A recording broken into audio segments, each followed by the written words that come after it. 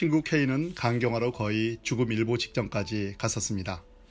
친구들은 병상에서 복수가 가득 차오른 모습으로 한때 혼수 상태에까지 이른 K의 모습을 보고 이젠 회생하기 어렵다고 생각했습니다. 그러다 K는 큰아들의 간을 이식받았습니다. 아버지를 위해 기꺼이 자신의 간을 이식하는 데 동의한 큰아들이 참으로 효자입니다. 물론 이 땅의 아들들도 대부분 비슷한 상황에서 같은 결정을 내리겠지만 결코 쉬운 일은 아닙니다. 이식 수술 후에도 위급한 순간들이 있었으나 이제는 회복되어 K는 다시 일상으로 돌아왔습니다. 그것은 정말 K와 그 가족, 우리 친구들에게는 기적과 같은 은혜의 이야기였습니다. 죽다 살아난 친구는 신실한 크리스찬입니다. 젊은 날 교회의 일이라면 자신의 일보다 더욱 열심을 내었습니다. 명문대 석사 출신으로 안정된 회사의 연구원으로 있다 30대 후반에 아예 직장을 나와 교회 일에 헌신했습니다. 굵직한 기독교 기관에서도 일했습니다. 그 사이에 많은 목회자와 교회의 지도자들을 만났습니다. 하나님에 대한 열정으로 말씀도 깊이 연구했습니다. 그는 주변 사람들이 공인한 교회의 귀한 일꾼이었습니다. 죽음 직전까지 갔다 회생한 K는 지금 새로운 삶을 살고 있습니다. 한때 자포자기 상태까지 갔던, 삶보다 죽음이 더 가까웠던 그는 새로운 일을 시작하며 열정을 불태우고 있습니다. 이제는 만날 때마다 생애의 의지에 충만하고 몇 시간 이야기해도 좀처럼 피곤해하지 않는 K를 보며 친구들은 역시 간이 중요해, 간 때문이야 라며 농담을 하기도 했습니다. 간혹 K가 나는 죽다 살아난 사람이야 라고 말하면 무조건 그의 말을 들어야 했습니다. 물론 그의 말에 반론이 없는 것은 아니지만 죽다 살아난 사람의 말을 듣지 않고는 배길 수 없는 일이지요. 우린 K처럼 죽다 살아난 것은 아니니까요. 한 번은 K가 죽다 살아난 다음에 비로소 보이는 것들에 대해 말했습니다. 워낙 교회를 중심으로 일상을 살았기에 주로 믿음과 교회, 목회자와 성도들에 대한 이야기들이 많았습니다. K는 이제 무엇이 진짜고 가짜인지가 보인다고 했습니다. 가식과 진실이 뚜렷하게 파악된다는 것이었습니다. 그는 이렇게 말했습니다. 이젠 가식적인 것이 너무나 분명하게 보여. 사실 이전에도 조금 보였음에도 그러려느니 하고 지나갔는데 이제는 가식적인 것은 도저히 받아들일 수 없고 따를 수 없더라고. 말로는 좁은 길로 가라면서 자신들은 넓은 길로 가는 교회 지도자들이 너무나 많아. 물론 진실로 좁은 길을 가는 목사님들도 많으시겠지. 그분들에게는 미안하지만 내가 겪은 목사님들 가운데 그렇지 않은 분들이 많았던 것 같아. 죽어라 일하는 사람들의 심정을 도저히 알지 못한 채 그저 앵무새처럼 힘드시죠 라고 위로의 말만 하는 사람들도 많고, 내가 정말 힘들어 보니 저분은 정말로 힘든 것이 무엇인지 알기나 할까라는 생각이 들더라고.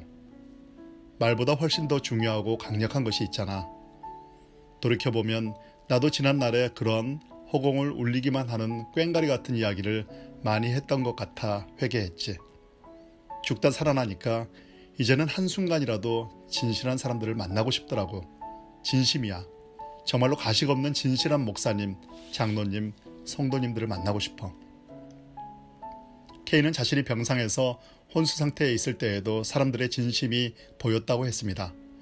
누가 진심으로 자신의 상태를 슬퍼하고 진정으로 자신을 위하는지, 그저 면피용으로 의례적인 인사치레만 하는 사람인지가 보였다는 것이죠.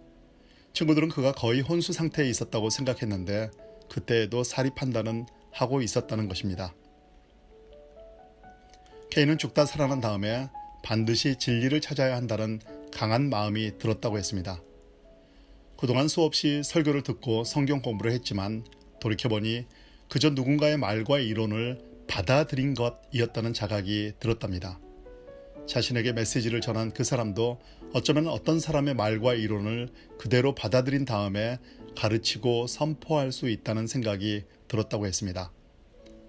사회 현상에 대한 판단이 너무나 극명하게 갈리는 상황에서 어쩌면 한 목회자의 설교도 그가 경험한 환경과 배경, 학문의 결과이지 결코 온전한 진리가 아닐 수 있다는, 진리이더라도 반쪽짜리에 불과할 수 있다는 생각을 했습니다.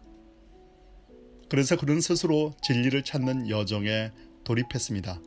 물론 진리이신 주 예수 그리스도를 찾는 여정에 들어간 것이지요. 그러기에는 여건도 좋았습니다. 이제는 각종 영상을 통해 수많은 설교와 강의를 들을 수 있었습니다. 그는 주일이면 출석 교회뿐 아니라 여러 교회 목회자들의 설교를 들었습니다. 어차피 대면과 비대면 예배를 혼용해 드릴 수밖에 없다면 비대면 예배의 장점을 최대한 이용하기로 했습니다. 그러다 보니 유튜브 등을 통해 정말 좋은 말씀과 강의를 들을 수 있었습니다. K는 그저 무비판적으로 종교를 받아들이는 수동적이고 피동적인 종교 수용자가 아니라 너무나 먹거리를 가지고 장난치는 사람들이 많아 주부들이 직접 좋은 먹거리를 찾는 현명한 소비자 운동처럼 현명한 종교 소비자 운동을 스스로 펼치기로 했습니다. 또한 과거에는 위험하다고 여겼던 분야의 신학책들도 보기 시작했습니다. 그 책의 내용이 위험한지 위험하지 않은지는 직접 확인해보고 판단하기로 했습니다. 친구들은 K가 이제 스스로 신학 과정에 들어갔다고 말했습니다. 생각해보니 이 땅의 크리스찬들 모두 이제는 K처럼 스스로 신학 과정을 무료로 밟을 수 있습니다. 석사나 박사 학위를 따는 신학이 아니라 진리를 찾는 신학 과정 말입니다. 진실로 하나님과 예수님을 더 깊이 알고 싶어하는 K의 말을 들으며 새삼 유진 피터슨의 글이 떠올랐습니다.